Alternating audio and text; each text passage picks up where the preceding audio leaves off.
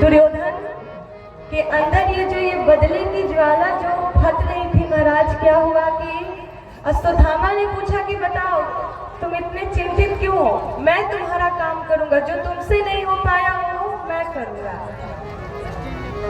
कहा कि ठीक है, सब कुछ बता दिया कि उन पांचों पांडवों को मेरे सामने लाओ, बस मैं यही चाहता हूं कि उन पांचों पांडवों से बदला लेना। जब इस प्रकार उस दुर्योधन ने कहा तो अश्वत्थामा रात्रि के समय था, उस रात के समय में गया महाराज, और कहते हैं कि जैसे ही गया, भगवान तो अंतर्यामी है, वो सब जानते हैं। भगवान ने कहा कि तुम लोग दोगुनी चाल चलोगे तो मैं उससे दोगुना और चाल चलूंगा, चौगुना चाल चलूंगा, तुम लोग से ज्यादा चालाक तो मैं ही हूँ। इसलिए भगवान ने क्या किया कि जहां पांडव सोते थे वहां पांडव के पांचों पुत्रों को सुला दिया। अश्वत्थामा आया, उसको लगा कि ये पांडव यहीं पर सोते हैं, उनका ही ये शिविर है जहां वो लोग विश्राम करते हैं। रात्रि का समय था, दिखा नहीं, बल्कि पांडव के पांचों पुत्र वहां पे सोए थे। अभी पांडव को मरना लिखा नहीं था।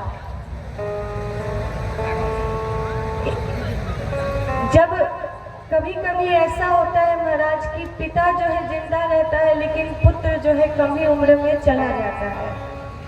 माँ के सामने उसका बेटा, उसकी बेटी चली जाती है, कभी कभी ऐसा होता है। लेकिन कहते हैं कि ये कर्म का खेल है, कर्म से भी जन्म मृत्यु होता रहता है। जैसा कर्म करोगे उसी के अनुसार जन्म भी मिलेगा और मृत्यु भी मिलेगा। इसलिए इसमें ना हमारा दोष है ना भगवान का, बस है तो हमने जैसा कर्म किया।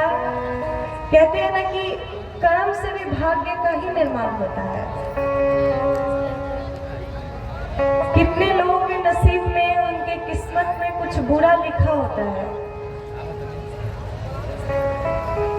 लेकिन हम है कि अपने भाग्य को कोसते रहते हैं कि ये हमारी कर्म की गलती है, ये हमारे भाग्य की गलती है।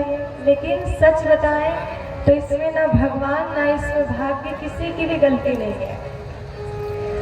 जब आप मरेंगे और इस दुनिया से जाएंगे तो आप अपना कर्म लेकर ही जाएंगे। व्यक्ति तीन चीजें ऐसी है जो इस दुनिया से, इस संसार से लेकर जाता है। वो कौन कौन सी है? तो पहला उसका धर्म और कर्म और भजन। आप कुछ लेकर नहीं जाएंगे इन तीन चीजों के अलावा। ये तीन चीजें ऐसी है जो आपके साथ हमेशा जाती है। ये तीन चीजें ही आपके भाग्य का निर्माण करती है। जब फिर आप इस मनुष्य योनि में आएंगे, इस धरती पर मनुष्य बनकर आएंगे, तो फिर वही आपका कर्म जो है वही भाग्य बनकर आएगा।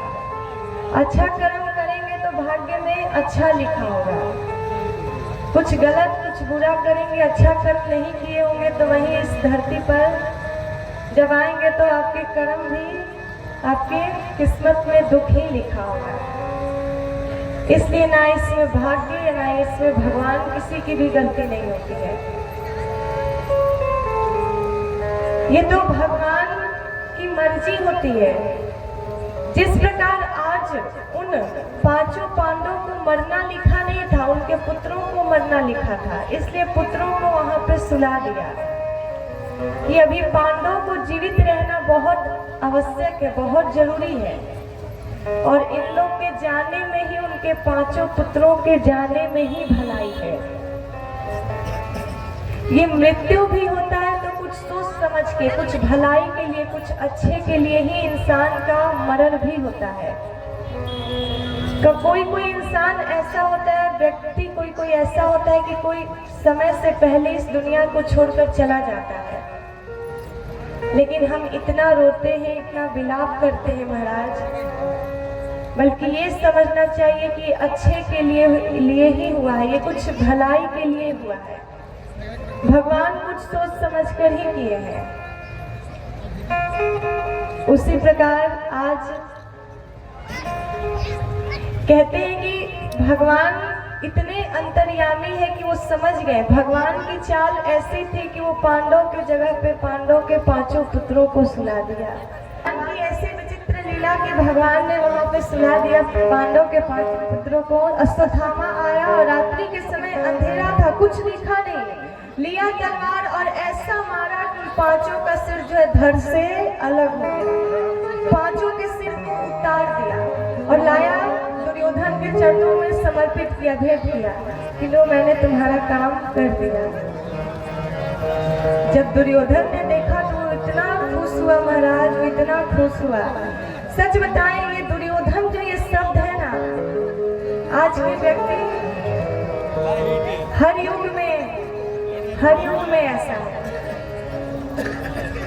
इस समाज में इस युग में दुर्योधन भी है, घर घर रावण भी है, कंस भी है और घर घर मंथरा भी है, शूर्पणखा भी है। ये जो भी इस महाभारत के, भागवत के और रामायण के पात्र हैं, ये आज के समाज में ये है। इसीलिए तो पहले ही बता दिया गया था, पहले ही दर्शा दिया गया था कि आने वाले समाज में लोग ऐसे ही होंगे। कुछ मैं आप लोग को नहीं कह रही हूँ, पर कुछ ऐसे लोग हैं, सब नहीं पर कुछ। आज के भी युग में देखिए तो दुर्योधन सभी के घर में बैठा हुआ है।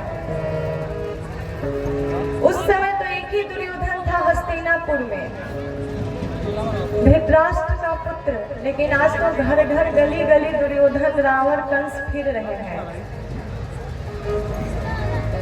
दुर्योधन यही शब्द है कि आज भी देखिए घर में किसी के पास धन आए, बहुत पैसा रुपया आए तो उसका दुरुपयोग करने लग जाते हैं। इतने अभिमान में भर जाते हैं कि हमारे जैसा तो कोई है नहीं, सीना तान कर चलते हैं और सबको दिखाने के चक्कर में पड़े रहते हैं कि देखो हमारे पास कितना है। दिखावा सबसे गलत चीज होता है। कहा गया है कि हम जैसे भीतर से हैं, अंदर से हैं, वैसे ही समाज में सभी को वैसा ही दिखाना चाहिए।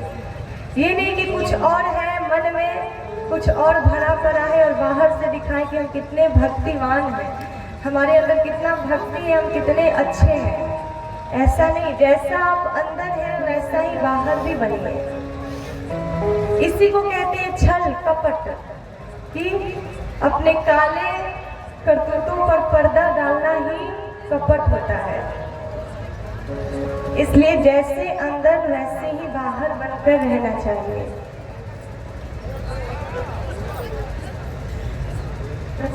जो भी व्यक्ति इस धन का दुरुपयोग करे उसका अंतिम समय में यही हालत, यही दुर्दशा होती है जैसा दुर्योधन का हुआ। दुर्योधन शब्द यही है कि जो धन का दुरुपयोग करे। धन आया है तो ये नहीं कि आप किसी गलत, किसी स्त्री पर, किसी माता बहने पर आप नजर डालना शुरू कर दें, तो फालतू जगहों पे गलत कामों में धन का दुरुपयोग करे, धन को लगाए। नहीं, ऐसा नहीं होना चाहिए। कि कलयुग बैठा मार कुंडली, कि कलयुग बैठा मार कुंडली, जाओ तो अब कहाँ जाओ, कि हर घर में अब रावण बैठा, इतने राम कहाँ से पाऊं।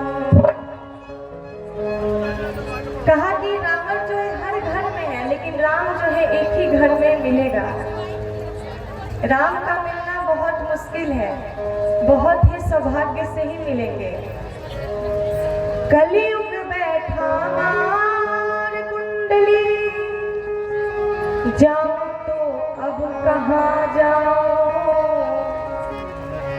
कि हर घर में अब रावण बैठा, इतने